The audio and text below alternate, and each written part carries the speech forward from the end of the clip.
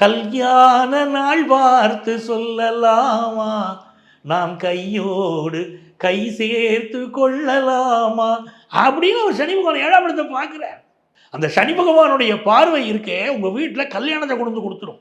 நீங்கள் கல்யாண பருவத்தில் இருந்தீங்கன்னா உங்களுக்கு கல்யாணம், இல்லை மகனுக்கு மகளுக்கு திருமணத்துக்கு வரன்னு பார்க்குறீங்க, கூடி வந்துருமில்ல. இப்போ அந்த யோகம் மிதுன ராசிக்காரங்க குடும்பத்தில் இருக்குது. இந்த சனி பகவான் 4ஆம் இடத்தை பார்க்கும்போது என்ன ஆகுது, சில பேர் வந்து வீடு இருக்கும், அந்த வீட்டுக்கு இப்போ நல்ல பெயிண்ட் அடிச்சு வீட்டை சுத்தம் பண்ணி அழகாக வச்சுக்கிடுவாங்க. நம்ம வீட்டுக்கு மகாலட்சுமி வரணும்னா எப்படி இருக்கணும், நம்ம வீடு சுத்தமாக இருக்கணும்ல. ஒரு வீட்டுக்கு போகிறோம், அந்த வீட்டில் போய் உட்காரணும், நல்ல பட்டு புடவையை கட்டிக்கிட்டு போகிறீங்க அந்த வீட்டுக்கு, அந்த வீட்டில் சோஃபாலாம் அழுக்காக இருக்குது, உட்காரணும்னு தோணுமா உங்களுக்கு? அப்படி இருக்கும்போது மகாலட்சுமி உங்கள் வீட்டுக்கு வர வச்சுக்கோங்க, உங்கள் வீடு சுத்தமாக இருந்தால் தானே வீட்டில் குடியிருப்பா. ஆனால் மங்களத்தை எள்ளி தருவான் சனி பகவான். நல்ல கல்யாண விஷயத்தை கொண்டு கொடுப்பான். நிறைய பேர் கேட்குறாங்க, சார் கல்யாணம் நடக்குமா சார்?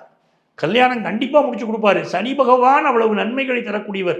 அப்படி நன்மை நடக்கும். அப்போ மிதுன ராசிக்காரா என்ன பண்ணினா இந்த காலகட்டத்தில் வாழ்க்கை நல்லா இருக்கும் அப்படின்னு சொன்னால், இவாதான் போய் கண்டிப்பாக திருநள்ளாறு தர்பாரண்யேஸ்வரர் கோவிலுக்கு சென்று வழிபாடு செய்யணும்.